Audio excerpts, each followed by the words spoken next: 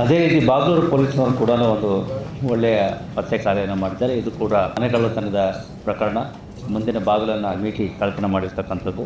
ಇದು ಆಗಿರ್ತಕ್ಕಂಥದ್ದು ಮಾರ್ಚ್ ತಿಂಗಳಲ್ಲಿ ಬಾಗಲೂರು ಠಾಣಾ ನಿಮಿತಿಯಲ್ಲಿರ್ತಕ್ಕಂಥ ಒಂದು ಮನೆಯಲ್ಲಿ ಕೇರಳಕ್ಕೆ ಸಂಬಂಧಿಕರ ಮದುವೆಗೆ ಹೋದಾಗ 22 ಮಾರ್ಚ್ ಅವರು ಹೋಗಿರ್ತಕ್ಕಂಥದ್ದು. ನಂತರ 26ನೇ ತಾರೀಕು ಅವರು ವಾಪಸ್ ಬಂದಾಗ ಮನೆ ಬಾಗಿಲನ್ನು ಮೀಟಿ ಈ ರೀತಿ ಚಿನ್ನಾಭರಣಗಳನ್ನು ಮತ್ತು ಬೇರೆ ಬೇರೆ ವಸ್ತುಗಳನ್ನು ಮತ್ತು ಹಣವನ್ನು ಕದ್ದುಕೊಂಡು ಹೋಗಿರ್ತಕ್ಕಂಥದ್ದು ಗಮನಕ್ಕೆ ಬಂದಿರ್ತಕ್ಕ ಪ್ರಕರಣದ ತನಿಖೆಯನ್ನು ಕೈಗೊಂಡ ಪೊಲೀಸರು ಅಗೇನ್ ಮತ್ತು ಬೇರೆ ಬೇರೆ ಆಯಾಮಗಳಿಂದ ತನಿಖೆಯನ್ನು ಮಾಡಿ ತಮಿಳುನಾಡು ರಾಜ್ಯದ ಅತ್ತಿಯೂರು ಅಂತಕ್ಕಂಥ ಪ್ರದೇಶದಲ್ಲಿ 2 ವ್ಯಕ್ತಿಗಳನ್ನು ಬಂಧನ ಮಾಡಿರ್ತಾರೆ.